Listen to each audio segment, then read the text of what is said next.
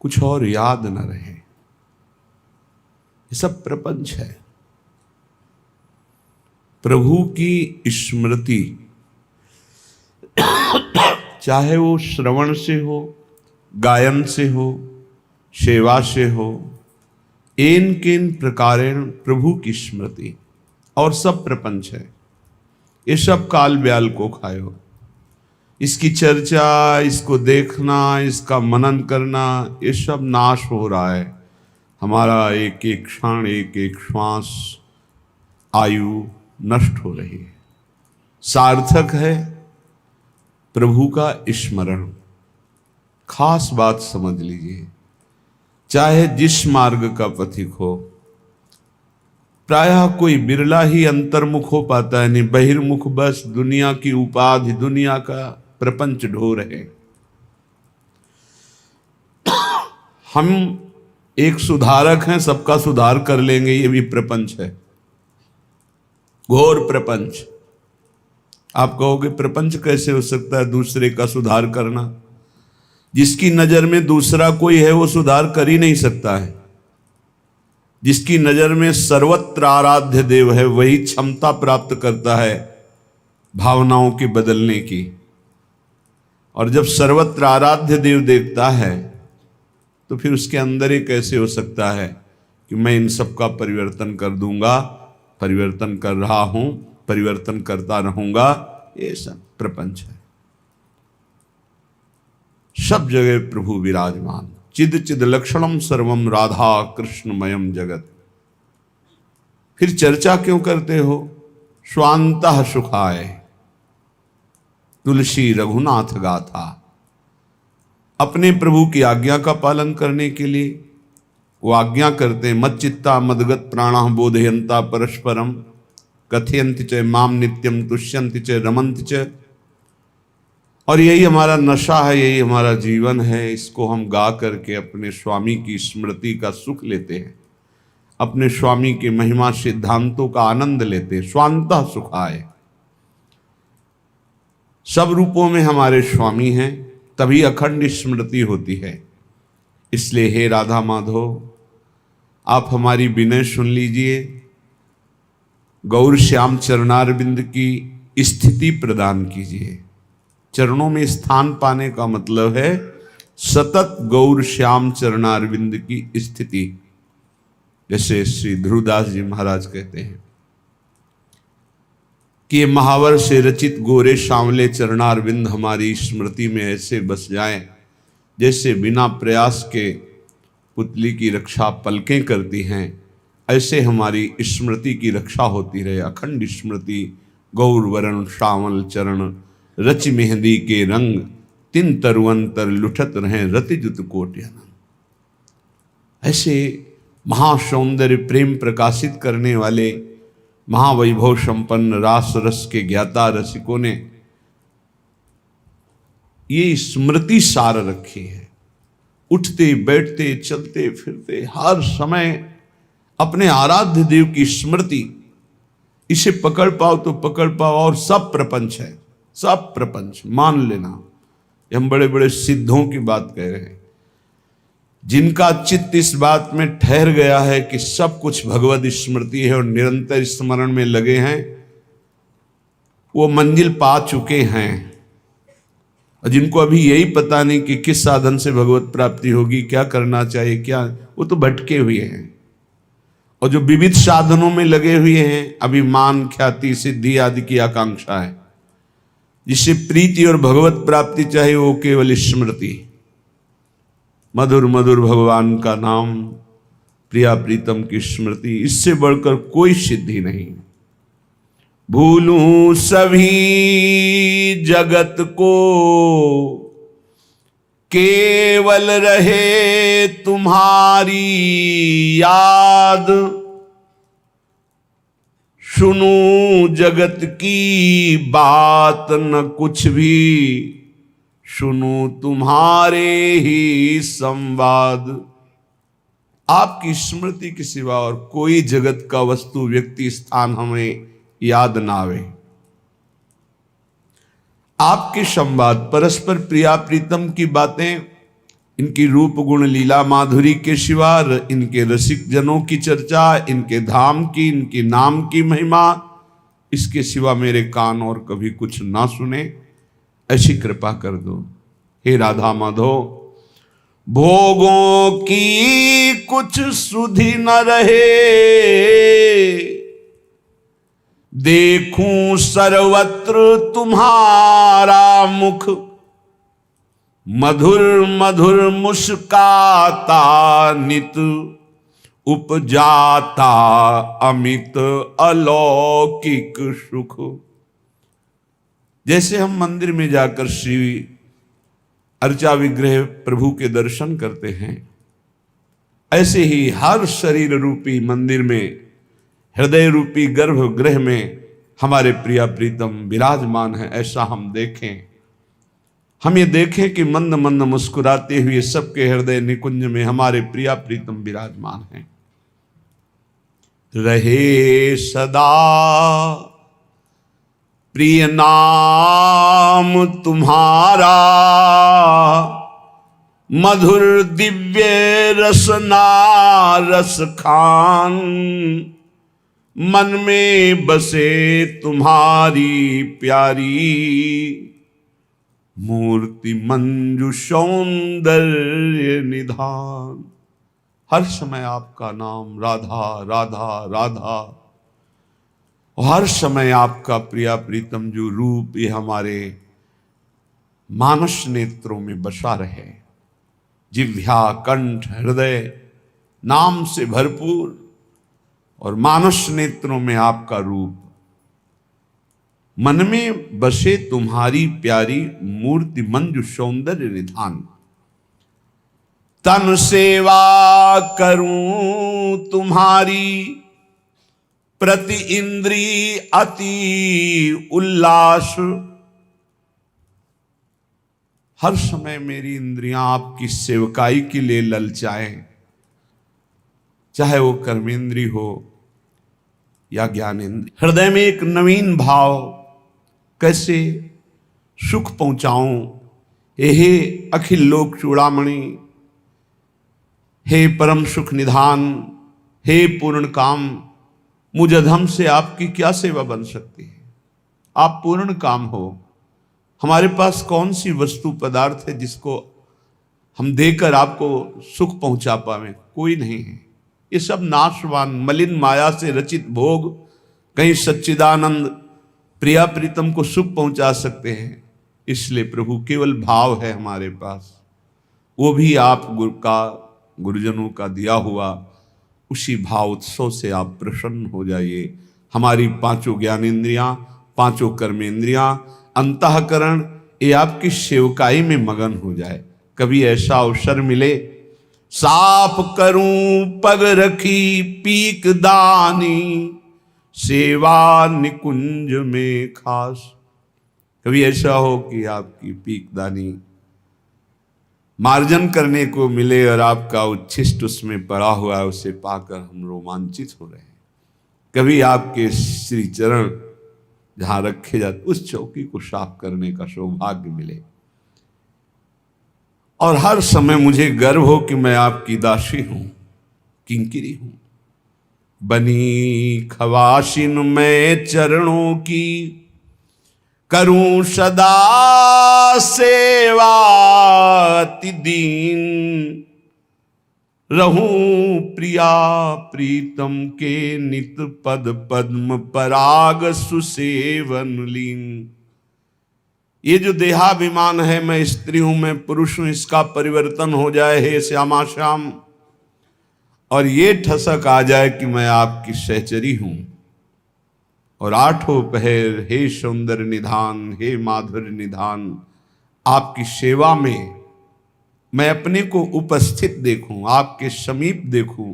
हे राधा माधव, आप हम पर ऐसी कृपा कर दो। श्रीपाद प्रबोधानंद जी महाराज कह रहे हैं, वृंदावन महामहिम सर्वोत्तम है। स्थूलम सूक्ष्मम कारणम तत्तुरीयम, श्री वैकुंठम कृष्ण पूर्यो ब्रजंच, त्यक्त्वा सर्वानर्थ जातार्थ जातम वृंदारण्यम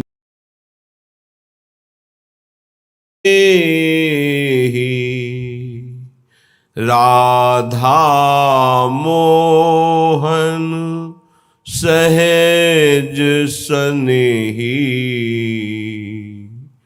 सहज रूप गुण सहज लाड़िले एक प्राण द्वे देही सहज रूप गुण सहज लाड़िले एक प्राण द्वे देही राधा मोहन सहज सनेही राधा मोहन सहज सनेही।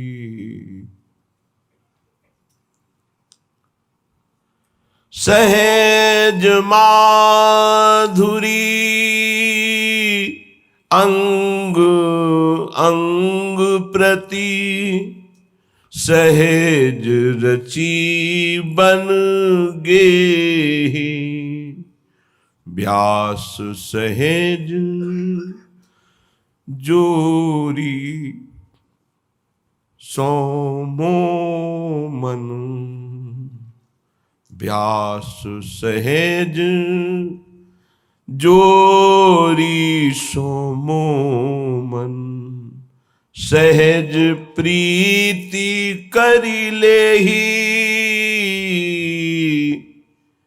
मोमन सहज प्रीति करी लेही राधा मोहन सहज सनेही राधा मोहन सहज सनेही। उपासक उपास्य देव की एक एक गुण वृत्ति अपने हृदय में चिंतन के द्वारा प्रकाशित कर लेता है। जैसे उपास्य देव का स्वभाव वैसा ही उपासक का, जैसे उपास्य देव ज्ञान गुण गंभीर समुद्र के समान, ऐसे ही उपासक हो जाता है। क्योंकि उपास्य देव के चिंतन से ही उपासक की उपासना परिपक्व मानी जाती है। तो जिसका हम चिंतन करते हैं उसका प्रभाव हमारे हृदय को प्रभावित कर देता है। जैसे हम प्राकृतिक वस्तु अभी चिंतन करें, कोई खट्टी चीज का, कोई तो अभी जबान में पानी आ जाएगा। वस्तु नहीं है, केवल चिंतन। किसी द्वेषी पुरुष का जिसने आपका अपमान किया हो, निंदा किया हो, उसका चिंतन करें, अभी गुस्सा आने लगेगा। अभी काम भाव का चिंतन करें, अभी काम भाव आ जाएगा। जब हम जिसका चिंतन करते हैं उसका प्रभाव हमारे हृदय में पड़ता है। यदि हमारा संसार का चिंतन होता रहा तो संसार विषम है, संसार दुखालय है, संसार द्वंद्व में है। तो उपासक द्वंद्व में फंस जाएगा, विषमता में फंस जाएगा, दुख में फंस जाएगा। प्रभु द्वंद्वातीत है, प्रभु सुख राशि हैं, आनंद राशि हैं, सहज कृपालु हैं, समस्त सद्गुणों के भंडार हैं। जब हम प्रभु का चिंतन करते हैं तो वही हमारे हृदय में अंश रूप से प्रकाशित हो जाता है। तो प्रायः सबके मुख से निकलने लगता है, ये तो मनुष्य रूप में साक्षात भगवान है, ये तो भगवान है। क्यों? क्योंकि भगवान का चिंतन करते करते समस्त भागवतिक गुण आ गए। और जब संसार का चिंतन केवल होता है, स्वसुख वांछा होती है, तो ऐसा नीच स्वभाव हो जाता है कि सबके मुख से निकलने, ये तो राक्षस है मनुष्य रूप में। तो खास बात निकली चिंतन। यदि उपासक का चिंतन शरीर का होता है, शरीर के भोगों का होता है, शरीर के सुखों का होता है, तो वो उपासक नहीं, वो विषयी है। यदि विषयों का सेवन करते हुए भी प्रभु का चिंतन होता है तो वो उपासक है, चाहे गृहस्थ हो चाहे विरक्त हो। प्रभु के सिवा अन्य किसी का चिंतन होना अपने अंतःकरण को मलिन करना, अपनी स्थिति को बिगाड़ना है। केवल प्रभु का चिंतन करना, बहुत कम समय में भगवत प्राप्ति कर लेना है। ये बात हृदय में बैठा लिए। हम जिसका चिंतन करते हैं वो बिना प्रभाव दिए नहीं रहता, ध्यान रखना। तो जब हम गंदी बातों का चिंतन करेंगे, जगत का चिंतन करेंगे, तो जगत को भगवान ने दुखालयम कहा है। चाहते सुख और चिंतन करते हो संसार का, तुम्हें सुख मिलेगा। जो आनंद सिंधु सुख राशि प्रभु हैं, सुख चाहते हो तो प्रभु का चिंतन करो। जब दुख नहीं चाहते हो तो सुख सिंधु प्रभु का चिंतन क्यों नहीं करते? चाहते हो सुख और चिंतन करते हो संसार का, चाहते हो सुख और करते हो पाप, जिसका परिणाम है दुख। पाप का तात्पर्य होता है शास्त्र विरुद्ध आचरण, वही पाप कहलाते हैं, वही अपराध कहलाता है। इसलिए हर उपासक को हर क्षण अपने आराध्य देव के चिंतन को संजोना चाहिए, संवारना चाहिए, छुपाना चाहिए, बचाना चाहिए, पचाना चाहिए। ऐसा कर ले गया तो दिव्यानुभूतियां उसके हृदय में ऐसी सच्ची मानिए। आपको जो सुख प्रभु के चिंतन में मिलेगा वो ब्रह्मा के पद में भी नहीं है। ये केवल कथा नहीं है कि प्रवचन किया जा रहा है केवल। आप चित्त जोड़िए थोड़ा प्रियालाल से, किशोरी जी के चरणों में चित्त को जोड़िए, राधा नाम से चित्त जोड़िए। जपना और चित्त जोड़ना थोड़ा अलग अलग है। चित्त जोड़ने का मतलब है तन्मयाहा स्थिति।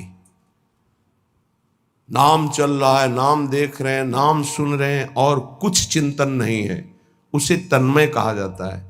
नाम में तन्मय, रूप में तन्मय, लीला में तन्मय, सेवा में तन्मय। बिना तन्मय के चित्त संसार का चिंतन करता है और क्रियाएं भागवतिक होती हैं तो आनंद का अनुभव नहीं होता है। इसका उल्टा हो तो आनंद का अनुभव हो जाए।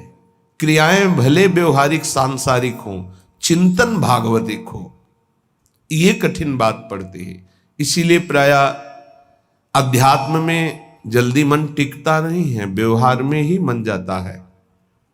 क्रियाएं भागवतिक, आरती, पूजा, माला, चिंतन भोगों का, जगत का, देह का, देह संबंधियों का, खूब अंदर देखिए इस बात को, तो आनंद का अनुभव नहीं हो रहा, जिसे भगवदानंद कहते हैं। इसीलिए श्रीपाद प्रबोधानंद जी महाराज कह रहे हैं, अशुलभ मिहि लोके लब्धुमिच्छस्य यत्नाद, यदि विपुल धन स्त्री पुत्र गेहोत्तमादि, कर निपत मुक्तिम कृष्ण भक्तिम च कांक्षस, यदि वस पर धामई वाद्य वृंदावनाख्यम।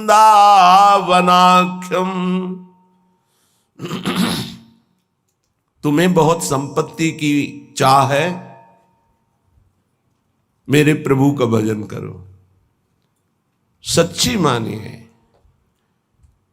ऐसी संपत्ति प्राप्त होगी कि न पारमेष्ठ्यम न महेंद्रधिष्ण्यम न सार्वभौमम न रसाधिपत्यम न योग सिद्धिर न पुनर्भवम वा। विश्वास करो, 4 दिन भजन करते हो, ऊब जाते हो,